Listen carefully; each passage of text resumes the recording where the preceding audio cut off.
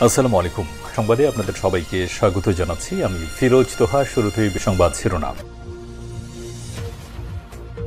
বাংলাদেশের সর্বশেষ গুরুত্বপূর্ণ আপডেট সংবাদে আপনাকে স্বাগত। শুরুতেই সংবাদ শিরোনাম, পরে বিস্তারিত। শুরুতেই জানাবো, প্রথম দ্বিপাক্ষিক সফরে চীনে যাচ্ছেন প্রধান উপদেষ্টা। দ্বিপাক্ষিক সফরে চীনে যাচ্ছেন প্রধান উপদেষ্টা ডক্টর মোহাম্মদ ইউনূস। আগামী ২৬শে মার্চ দেশটির প্রেসিডেন্ট শি জিনপিং এর পাঠানো বিশেষ ফ্লাইটে দেশটির উদ্দেশ্যে রওনা দেবেন তিনি। বৃহস্পতিবার ৬ মার্চ সংশ্লিষ্ট সূত্র থেকে এসব তথ্য জানানো হয়েছে। এই সফরে চীনের প্রেসিডেন্ট শি জিনপিং এর সঙ্গে ২৮শে মার্চ ডক্টর ইউনূসের বৈঠকের আয়োজনের প্রস্তুতি চলছে। এরপর জানাবো, এবছর জাতীয় নির্বাচন আয়োজন কঠিন হতে পারে বললেন নাহিদ ইসলাম। অন্তর্বর্তীকালীন সরকার এখনও জননিরাপত্তা পুরোপুরি নিশ্চিত করতে পারেনি, ফলে এ অবস্থায় চলতি বছর জাতীয় নির্বাচনের আয়োজন করা কঠিন হবে বলে মনে করেন নবগঠিত রাজনৈতিক দল জাতীয় নাগরিক পার্টি এনসিপির আহ্বায়ক নাহিদ ইসলাম। বার্তা সংস্থা রয়টার্সকে তিনি এসব কথা বলেছেন। এদিকে ১০ মাস পর খাদ্য মূল্যস্ফীতি ১০% নিচে। দেশে ফেব্রুয়ারি মাসে মূল্যস্ফীতি কমে দাঁড়িয়েছে ৯.৩২%, যা ১০ মাসের মধ্যে সর্বনিম্ন। এবারে জানাবো, আইনশৃঙ্খলা বাহিনী ছাড়া কারো অধিকার নেই অভিযান চালানো বললেন স্বরাষ্ট্র উপদেষ্টা। স্বরাষ্ট্র উপদেষ্টা লেফটেন্যান্ট জেনারেল অবসরপ্রাপ্ত মোহাম্মদ জাহাঙ্গীর আলম চৌধুরী বৃহস্পতিবার ৬ মার্চ রাজধানীর পল্টনের ট্যুরিস্ট পুলিশ হেডকোয়ার্টার্স পরিদর্শনকালে এসব কথা বলেছেন। এদিকে বৈষম্যবিরোধী ছাত্র আন্দোলনের কমিটি বাতিলের দাবিতে বিক্ষোভ, আল্টিমেটাম। নাটোরে বৈষম্যবিরোধী ছাত্র আন্দোলনে সদ্য ঘোষিত জেলা কমিটি আগামী ৪৮ ঘণ্টার মধ্যে বাতিলের দাবিতে আল্টিমেটাম দিয়েছে পদবঞ্চিতরা।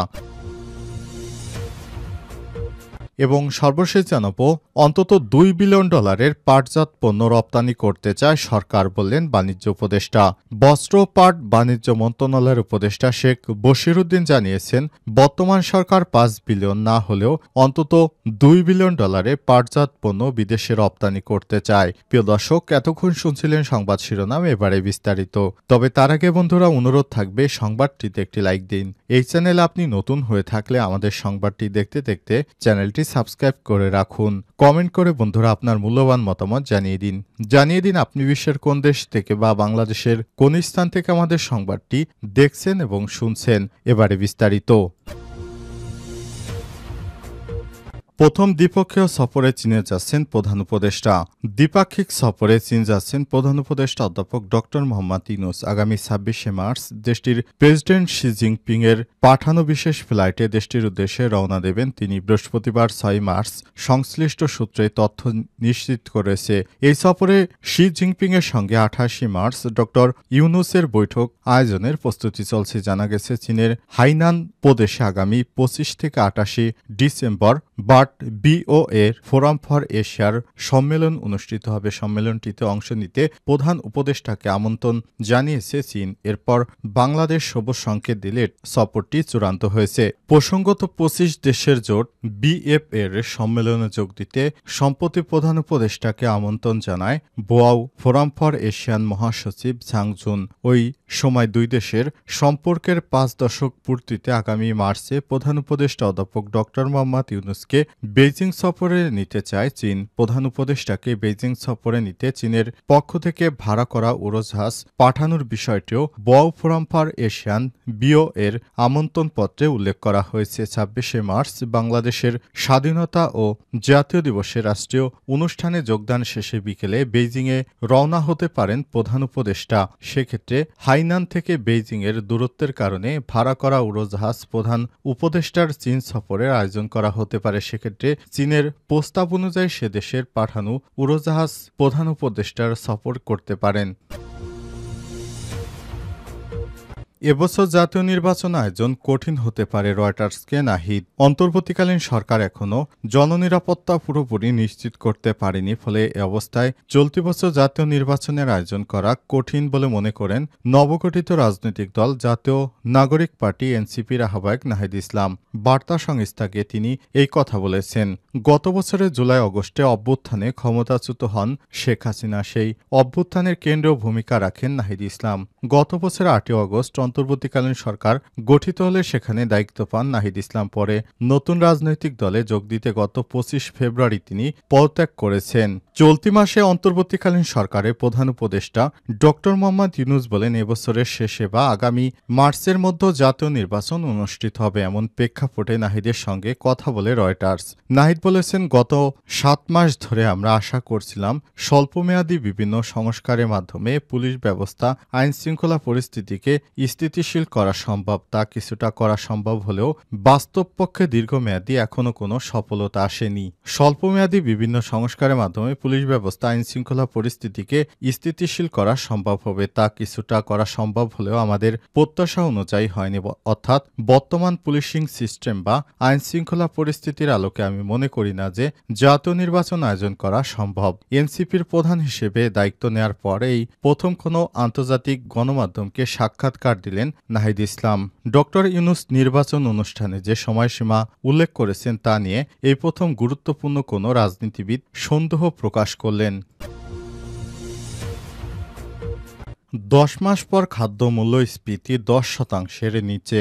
দেশের ফেব্রুয়ারি মাসে মূল্যস্ফীতি কমে দাঁড়িয়েছে ৯.৩২%, যা জানুয়ারি মাসে ছিল ৯.৯৪%। বুধবার বাংলাদেশের পরিসংখ্যান ব্যুরো বিবিএস এই তথ্য জানিয়েছে। টানা ১০ মাস পর খাদ্য মূল্যস্ফীতি ১০%-এর নিচে নেমেছে। বাংলাদেশ পরিসংখ্যান ব্যুরো বিবিএস সর্বশেষ হিসাব অনুযায়ী ফেব্রুয়ারি মাসে খাদ্য মূল্যস্ফীতি দাঁড়িয়েছে ৯.২৪%। আগের মাসে যা ছিল ১০.৭২%। ২০২৫ সালে ফেব্রুয়ারি পয়েন্ট টু পয়েন্টের ভিত্তিতে মূল্যস্ফীতি হয়েছে ৯.৩২%, যা জানুয়ারি ২০২৫ সালে ছিল ৯.৯৪%। ফেব্রুয়ারি ২০২৪ সালে ছিল ৯.৬৭%। এছাড়াও খাদ্য মূল্যস্ফীতি ফেব্রুয়ারিতে ৯.২৪% থেকে ২৪%-এ নেমে এসেছে, যা ২০২৪ সালের ফেব্রুয়ারিতে ছিল ৯.৪৪%। প্রসঙ্গত, গত ৬ মাসে চাল, আলু, পেঁয়াজ, মাছ, মাংস, ডিম ইত্যাদির দাম বেড়েছে। ২০২৪ সালে জিনিসপত্রের দাম নিয়ে কিছু সাধারণ মানুষ সবচেয়ে বেশি ভুগেছে। গরিব ও সীমিত আয়ের মানুষের সংসার চালানোই তাতে কঠিন হয়ে পড়েছে। আইনশৃঙ্খলা বাহিনী ছাড়া কারো অধিকার নেই অভিযান চালানো, বললেন স্বরাষ্ট্র উপদেষ্টা।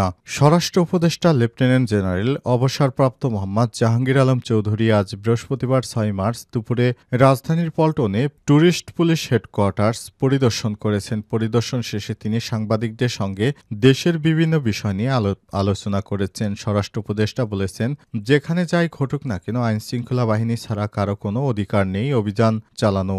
মব হচ্ছে এটা অস্বীকার করব না। জনগণ সচেতন হতে হবে। জনগণ উচ্ছৃঙ্খল হলে তো চলবে না। দেশের পরিস্থিতি স্বাভাবিক রাখতে আইনশৃঙ্খলা বাহিনী তৎপর, জানিয়ে জাহাঙ্গীর আলম বলেছেন, মব প্রতিরোধে কাজ করছে আইনশৃঙ্খলা রক্ষাকারী বাহিনী। আইনশৃঙ্খলা বাহিনী ছাড়া কারো অধিকার নেই অভিযান চালানো। মহাসড়কে যেসব জায়গায় ডাকাতি হচ্ছে আইনশৃঙ্খলা বাহিনী সেসব জায়গায় নিরাপত্তা জোরদার করেছে বলে জানিয়েছেন স্বরাষ্ট্র উপদেষ্টা। তিনি বলেন, রমজান ও ঈদ ঘিরে ডাকাতি আর ছিনতাই রোধে যথাযথ ব্যবস্থা নেওয়া হচ্ছে। উল্লেখ্য, শেখ হাসিনা পালিয়ে যাবার পর ছাত্র জনতার উপর হামলা হয় গাজীপুরে সাবেক মুক্তিযোদ্ধা বিষয়ক মন্ত্রী আকম মোজাম্মেল হকের বাড়িতে। এরপরই সরকার সিদ্ধান্ত নেয় অপারেশন ডেভিল হান্ট পরিচালনা করবে। এরপরই যৌথ বাহিনীর সহায়তায় সারা দেশ জুড়ে অপারেশন ডেভিল হান্ট পরিচালিত হচ্ছে। আর এই অপারেশন ডেভিল হান্টে সারা দেশ জুড়ে অসংখ্য দুষ্কৃতকারীকে গ্রেপ্তার করা হয়েছে। সরকারের পক্ষ থেকে বলা হয়েছে, যতদিন পর্যন্ত দেশের আইনশৃঙ্খলা পরিস্থিতি স্থিতিশীল না হবে ততদিন পর্যন্তই সারা দেশে অপারেশন ডেভিল হান্ট পরিচালিত হবে।